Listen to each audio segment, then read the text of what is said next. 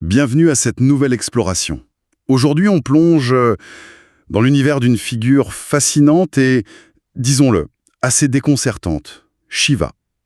Les documents qu'on a étudiés le montrent bien au-delà, en fait, d'une simple divinité hindoue. C'est un symbole profond, de la conscience elle-même, de la transformation, de ce qui reste quand tout le reste a disparu. Notre mission aujourd'hui, si on peut dire ça comme ça, c'est de sonder cette figure complexe. On va essayer de décortiquer sa signification, de déchiffrer un peu son iconographie, qui est incroyablement riche, hein, et puis d'extraire les enseignements clés qui résonnent encore aujourd'hui d'après ces textes qu'on a consultés. Alors, la grande question, c'est qui est vraiment Shiva, d'après ces sources? Qu'est-ce qu'il représente au-delà du mythe? Et peut-être, qu'est-ce que ça nous dit sur nous-mêmes, au fond? Bon, allez, on se lance. Pour commencer, juste le nom. Shiva. Un des textes souligne une traduction littérale qui est assez étonnante. Ce qui n'est pas. C'est un peu bizarre, non? Pour une figure aussi importante, on s'attendrait à quelque chose de plus plein, de plus concret. Justement, c'est précisément là une des clés d'après ces documents. Ce qui n'est pas, ça ne veut pas dire l'absence, le vide, le néant au sens où on l'entend souvent négativement. C'est plutôt le non manifesté, la potentialité pure avant qu'il y ait une forme, quoi. Imaginez un peu le vide immense de l'espace, cette obscurité primordiale d'où jaillit la lumière des étoiles, par exemple. C'est cette dimension-là que Shiva incarne, la source silencieuse de tout en fait, le grand rien d'où tout sort et où tout finit par retourner. Les textes font même un parallèle assez audacieux avec le champ quantique, vous savez, ce bouillonnement de potentiel avant que l'énergie devienne matière ou événement. Ce vide qui n'est pas vide, mais plein de potentiel. C'est assez vertigineux comme idée. Mais alors, comment cette notion un peu abstraite, ce qui n'est pas, comment ça colle avec les images très fortes, très présentes qu'on a de Shiva? C'est tout le paradoxe fascinant que soulignent les sources. Shiva, il est à la fois ce vide ultime, cette immobilité absolue, et en même temps, on le représente souvent comme le danseur cosmique, le destructeur terrible, le yogi parfait. Il incarne les deux pôles en eux, création et dissolution. Mais attention, pas comme des forces opposées, hein, plutôt comme les battements d'un même cœur cosmique. Il n'est pas un être séparé, limité. Il est l'être lui-même, la conscience fondamentale. Pensez à l'œil du cyclone, un point de calme absolu au milieu du chaos. Shiva, c'est un peu ça, ce centre immobile autour duquel danse tout l'univers manifesté. Cette idée du vide comme plénitude, c'est vraiment central dans la compréhension que proposent ces textes. D'accord, ok. Ce paradoxe central commence à faire sens maintenant. Le vide qui contient tout. L'immobilité qui est la source de tout mouvement. Et vous parliez des représentations visuelles. C'est vrai que les textes insistent beaucoup sur la richesse des symboles dans l'iconographie de Shiva. Chaque détail a l'air chargé de sens. Comment on décode tout ça? Exactement. Chaque attribut, c'est comme une porte d'entrée vers une compréhension plus profonde. Et pas seulement d'une figure extérieure, mais des potentiels de notre propre conscience. Prenons quelques exemples qui ressortent des documents. On peut essayer de les regrouper un peu. D'abord, il y a les symboles liés à la maîtrise intérieure, à la transcendance des limites humaines, on va dire. Le troisième œil, par exemple, celui au milieu du front. Bon, évidemment, c'est pas un organe physique. Il symbolise la vision directe, la perception de la réalité au-delà du voile de l'illusion, ce que les textes appellent parfois Maya. C'est l'œil de la sagesse intuitive, celui qui peut voir la vérité essentielle et qui, symboliquement, peut réduire en cendres l'ignorance ou l'ego quand il s'ouvre. Ah oui, l'œil de la sagesse qui voit au-delà des apparences. Ça fait écho à cette idée de conscience fondamentale, effectivement. Tout à fait. Et dans la même idée de maîtrise, il y a le serpent enroulé autour de son cou. Souvent, c'est un cobra. Un symbole puissant de la mort, mais aussi de l'énergie vitale primordiale, la fameuse Kundalini dans la tradition yogique. Shiva le porte comme un bijou, quoi. Pas pour nier le danger ou la mort, mais pour montrer qu'il a dépassé la peur qui va avec. Il a maîtrisé cette énergie fondamentale. C'est un symbole d'intrépidité totale face à l'impermanence de tout. On trouve aussi le croissant de lune dans ses cheveux. La lune, avec ses cycles, ça représente le temps, bien sûr, mais aussi, et c'est important, le mental humain. Notre mental qui fluctue tout le temps, non? Alors, porter la lune sous contrôle, ça symbolise la maîtrise du temps, mais surtout, plus profondément, la pacification du mental. Atteindre un état où on n'est plus brinque-ballé par les pensées et les émotions. Maîtrise de la vision, de la peur, du mental, bon, c'est un sacré programme quand même. Est-ce qu'il y a d'autres symboles qui pointent vers quelque chose de plus cosmique, peut-être? Oui, oui, bien sûr. Sa chevelure, par exemple, abondante et emmêlée, les jatas. On dit souvent qu'elle représente l'éther, l'espace, ou même le prana, le souffle vital universel. Et de cette chevelure jaillit le Gange, le fleuve sacré en Inde. Ça symbolise un flux continu de sagesse purificatrice qui descend du divin vers le monde manifesté. L'idée, c'est que la source de vie et de sagesse est infinie. Elle est toujours là, disponible pour celui qui sait s'y connecter. Et puis, il y a un attribut très très parlant sur la façon d'interagir avec le monde, la gorge bleue, d'où son surnom de Nilkant. Le mythe raconté dans les sources est assez fort. Pour sauver le monde d'un poison mortel apparu pendant le barattage de l'océan cosmique, Shiva l'avale, met le bloc dans sa gorge. Sa gorge devient bleue, mais l'univers est sauvé. C'est une métaphore magnifique de la compassion et de cette capacité presque alchimique à absorber la négativité. Les difficultés, les souffrances, les poisons de la vie, quoi. Sans être détruit soi-même, et même à les transmuter. Ne pas rejeter l'ombre, mais l'intégrer et la transformer par la force de la conscience. C'est puissant. Ah oui, cette image de Nilkant, elle est particulièrement forte. Ça suggère une capacité à ne pas se laisser submerger par les aspects difficiles de la vie, en fait. C'est exactement ça. Et ce qui est vraiment crucial, comme le soulignent bien les textes, c'est que ces symboles, c'est pas juste des histoires mythologiques. Ils décrivent des qualités qui sont en chacun de nous, à l'état latent. La capacité de voir clair, de dépasser la peur, de calmer notre mental, de puiser à la source de la sagesse, de transformer la souffrance. L'iconographie de Shiva, c'est comme une carte du potentiel humain quand il touche au divin. D'accord, cette perspective change tout. Ça déplace le regard de l'extérieur vers l'intérieur. Et ça me fait penser à un autre aspect majeur abordé dans nos sources. Shiva comme le tout premier yogi, l'Adi-yogi, et le premier maître, l'Adi-gourou. Une figure qui serait même antérieure aux religions organisées. Oui, c'est un point fondamental. Selon cette tradition, Shiva n'est pas le fondateur d'une religion au sens strict, avec des dogmes, etc. Il est celui qui a, pour la toute première fois, offert à l'humanité une science, une méthode, on pourrait dire une technologie intérieure, pour explorer et réaliser la nature ultime de la conscience. Il a révélé les outils pour transcender les limites apparentes du corps et du mental, et pour faire l'expérience directe de l'unité avec le cosmos. Une science de la réalisation de soi, carrément avant les structures religieuses. Qu'est-ce que ça implique concrètement, d'après les textes qu'on a? Ça implique que le yoga, dans son sens originel, tel que c'est décrit ici, ça va bien au-delà des simples postures physiques qu'on connaît souvent aujourd'hui.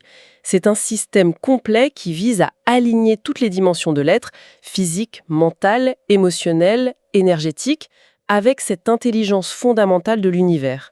Les pratiques comme la méditation profonde, la pleine conscience, certaines techniques de respiration spécifiques, tout ça est présenté comme des moyens directs pour éveiller ce qu'on pourrait appeler la conscience de Shiva en soi. Le but, c'est d'atteindre un état où la perception habituelle de la séparation, moi et le monde, sujet et objet, bien et mal, commence à se dissoudre, à s'estomper. On commence à percevoir l'interconnexion fondamentale de tout. C'est l'expérience qui est visée par les grandes affirmations des traditions de sagesse, comme le Aham Brahmasmi, védantique, je suis le tout. Ceci est réalisé intimement, je suis cela, cette présence silencieuse et immuable qui est le fondement de tout ce qui existe.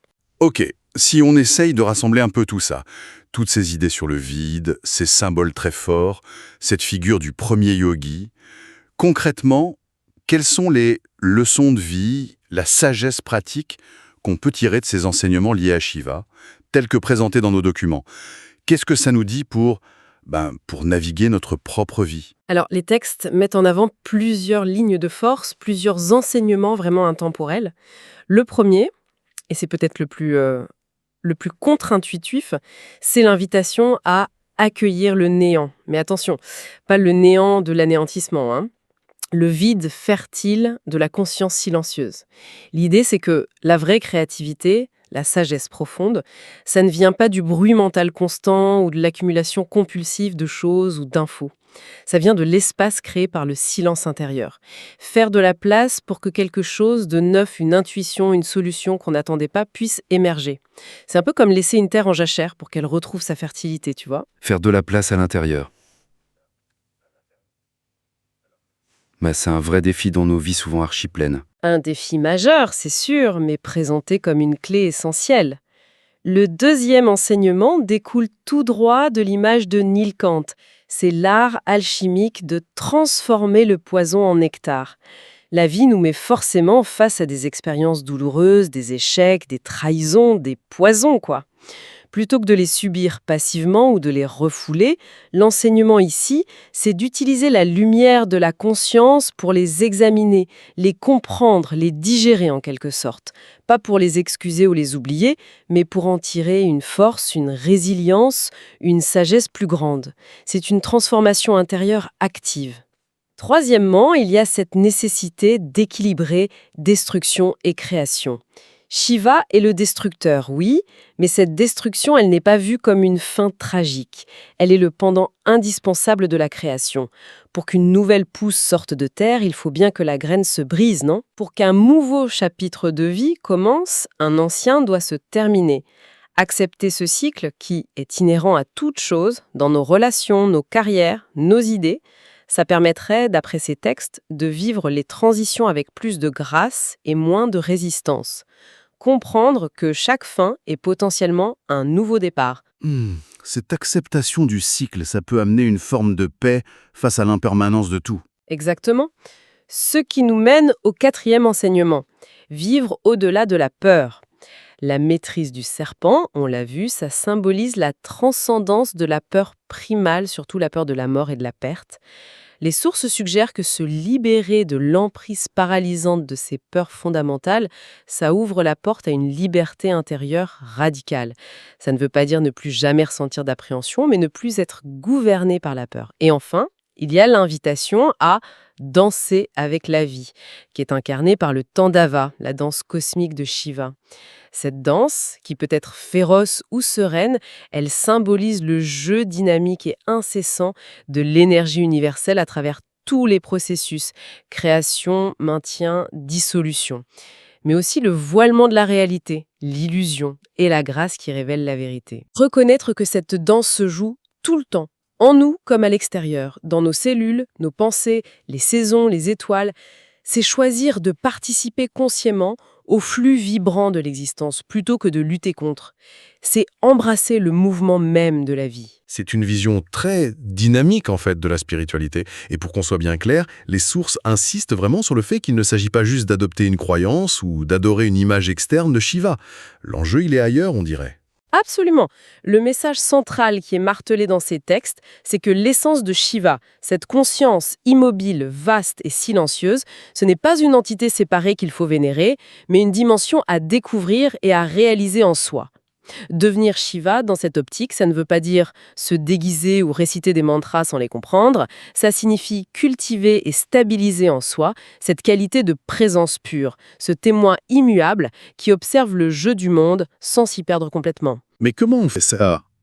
Cette immobilité intérieure, cette présence pure, ça peut sembler très abstrait, presque inaccessible pour quelqu'un pris dans le tourbillon du quotidien.